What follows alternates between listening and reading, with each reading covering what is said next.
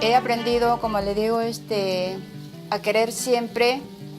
estar siempre la población unida, porque unidos es lo que podemos lograr muchas cosas a través de los diferentes grupos, instituciones, ONG que nos han apoyado en estas situaciones. Yo particularmente, de modo personal, yo quisiera siempre estar preparados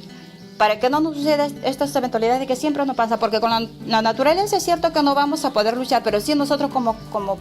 seres humanos podemos prevenir tantas cosas.